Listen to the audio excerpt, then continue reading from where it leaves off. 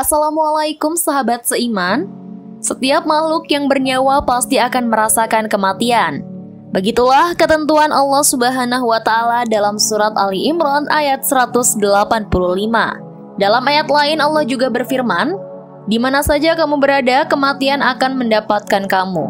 Kendatipun kamu di dalam benteng yang tinggi lagi kokoh." Quran Surat An-Nisa ayat 78. Maka bagi kaum yang beriman, kita wajib percaya bahwa kematian bukanlah akhir dari segalanya, tetapi justru awal mula kehidupan yang baru menuju akhirat. Kehidupan di dunia adalah masa di mana kita mempersiapkan diri, mengumpulkan bekal untuk melanjutkan perjalanan yang masih panjang. Insya Allah, pada episode kali ini Muslim Mulia akan membahas 12 fase perjalanan kehidupan manusia. Tapi sebelum sahabat lanjut nonton videonya, jangan lupa klik subscribe untuk berlangganan channel ini. Juga klik tombol lonceng agar sahabat tidak ketinggalan berita menarik lainnya dari channel Muslim Mulia. 1. Alam dunia. Tersebut dalam firman-Nya yang artinya, "Dan Allah mengeluarkan kamu dari perut ibumu dalam keadaan tidak mengetahui sesuatu pun, dan Dia memberimu pendengaran, penglihatan, dan hati agar kamu bersyukur." Quran Surat An-Nahl ayat 78. Setelah manusia itu lahir dari kandungan sang ibu dan hidup, maka barulah manusia itu menempuh kehidupan yang kedua kalinya, yaitu hidup di alam dunia. Maka mulailah manusia setelah lahir di dunia mengalami pertumbuhan yang pasti berlaku dari kecil menjadi besar, dan dari muda menjadi tua. Di tahap yang fana, tujuan utamanya adalah untuk mengejar kebaikan bagi orang-orang yang beriman dan berakal sehat. Sedangkan bagi orang-orang yang tidak beriman, ia akan menumpuk-numpuk kejahatan. Oleh sebab itu, dunia ini dapatlah dianggap sebagai tempat atau ladang amalan untuk memperoleh kebahagiaan atau kecelakaan. 2. Alam barzah. Alam barzah yang dikenal dengan alam kubur yang merupakan pintu gerbang menuju akhirat atau batas antara alam dunia dan alam akhirat. Keberadaan di sana kemungkinan seseorang untuk melihat kehidupan dunia dan akhirat.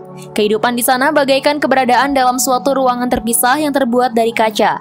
Ke depan penghuninya dapat melihat hari kemudian, sedangkan ke belakang mereka melihat kita yang hidup di bumi ini. Dalam sebuah riwayat dinyatakan bahwa siapa yang meninggal, maka kiamatnya telah bangkit. Kiamat ini dinamai kiamat kecil. Saat itu yang bersangkutan dan semua yang meninggal sebelumnya hidup dalam satu alam yang dinamai alam barzah.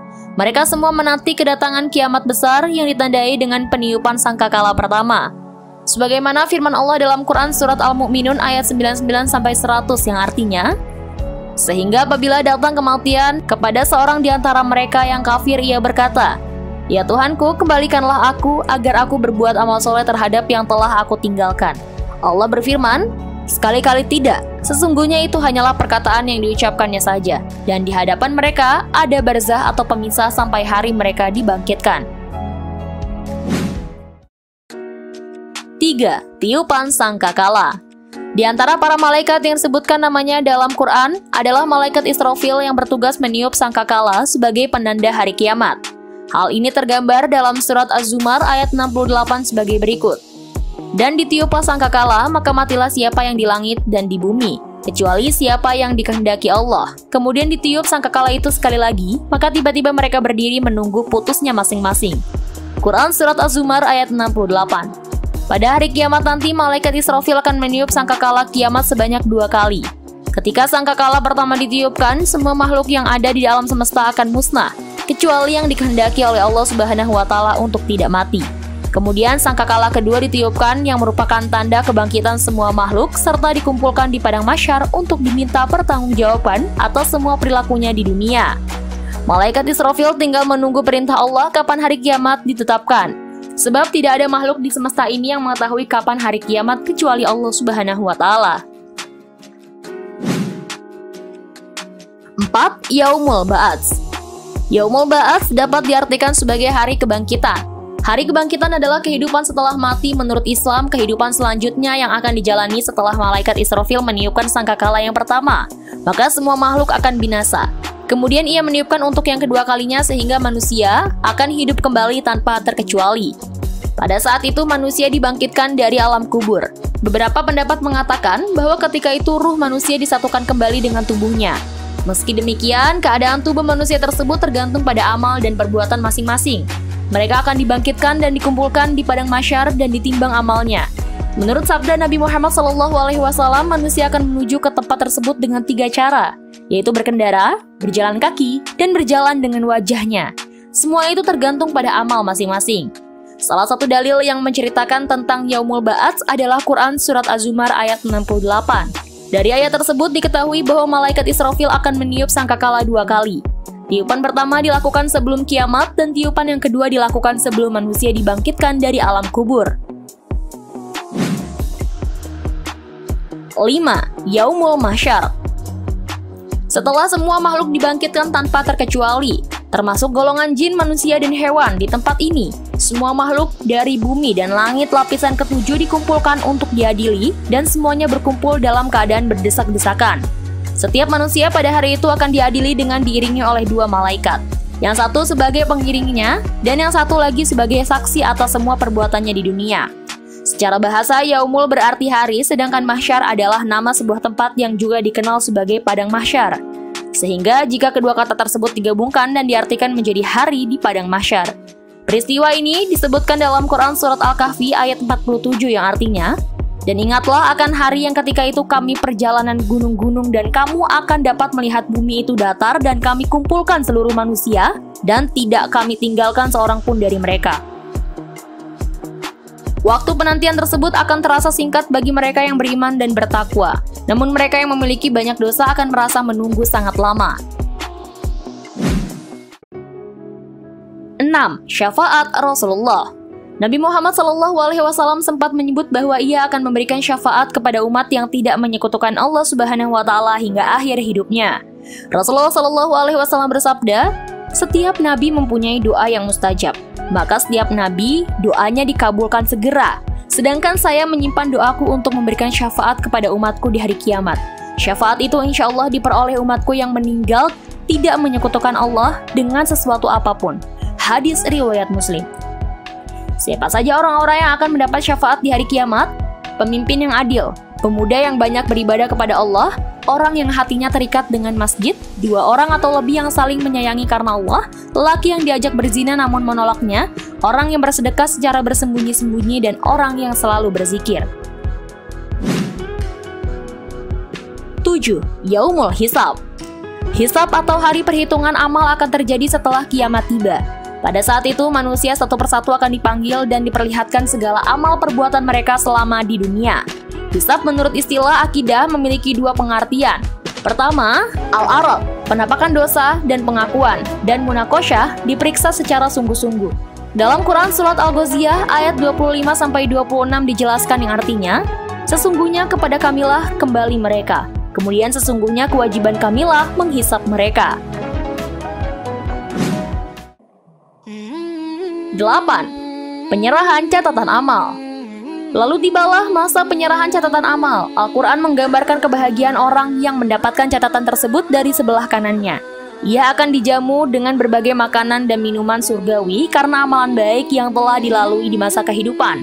Sementara orang yang menerima catatan dari sebelah kiri, maka ia sungguh amat diuji. Memori kelam tentang keindahan hidup dunia nyatanya tidak dapat membantunya sama sekali. Harta dan kekuasaan hanyalah cerita lama. Kematian yang ia harapkan adalah akhir dari semua, nyatanya adalah sebuah permulaan dari kehidupan yang lebih kekal dan abadi. Ayat-ayat seterusnya dari surat Al-Haqqah sungguh pedih. Berbagai bentuk balasan berupa azab amat jelas Allah sebutkan di dalamnya.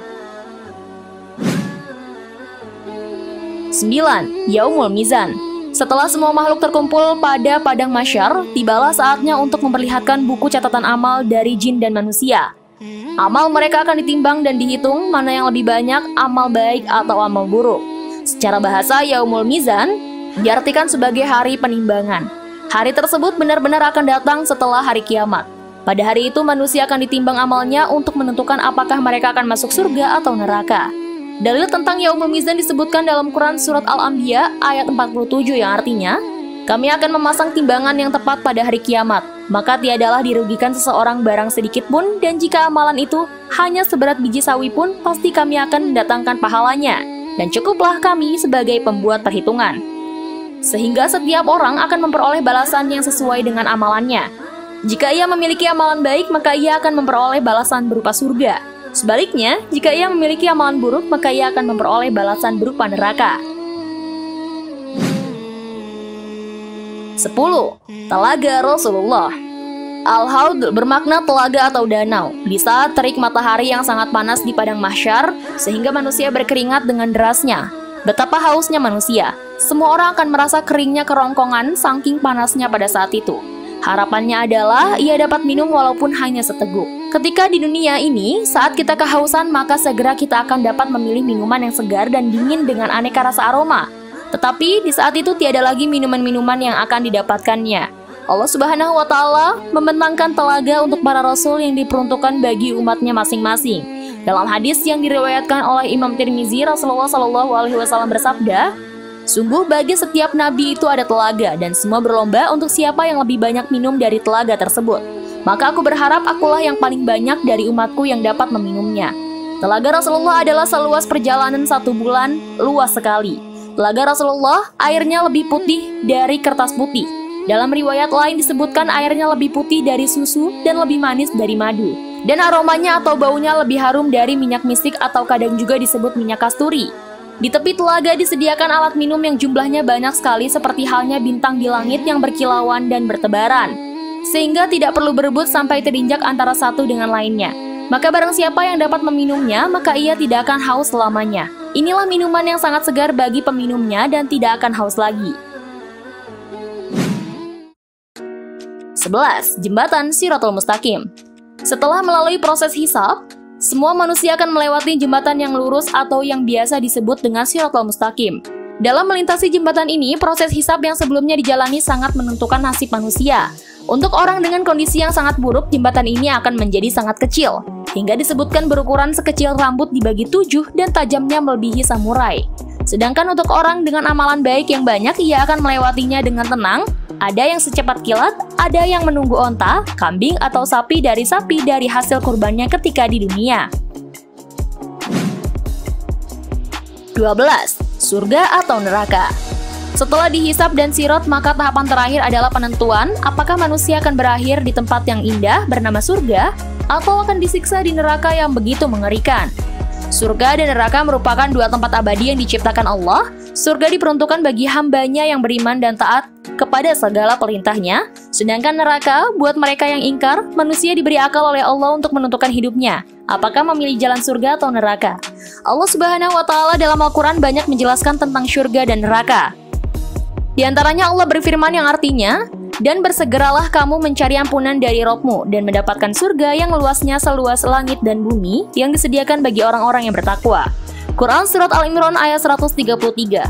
Dalam surat lain juga dijelaskan bahwa surga adalah balasan bagi orang-orang beriman. Balasan mereka di sisi Rabb mereka adalah surga Aden yang mengalir di bawahnya sungai-sungai, mereka kekal di dalamnya selama-lamanya. Quran Surat Al-Bayyinah ayat 8. Dalam Al-Quran Allah Subhanahu wa Ta'ala juga menjelaskan tentang mereka. "Dan peliharalah dirimu dari api neraka yang telah disediakan bagi orang-orang kafir." Quran Surat Al-Imran ayat 131. Lebih lanjut mengenai orang kafir, Allah menjelaskan dalam surat lain yang artinya, "Sesungguhnya Allah melaknat orang-orang kafir dan menyediakan bagi mereka api neraka yang menyala-nyala. Mereka kekal di dalamnya selama-lamanya, mereka tidak memperoleh pelindungan pun dan tidak pula penolong." Quran Surat Al-Ahzab ayat 64-65. Demikianlah 12 fase perjalanan kehidupan manusia. Mudah-mudahan bermanfaat untuk kita semua. Like bila suka dan jangan lupa tinggalkan komentar ya sahabat. Sampai jumpa di episode berikutnya. Wassalamualaikum warahmatullahi wabarakatuh.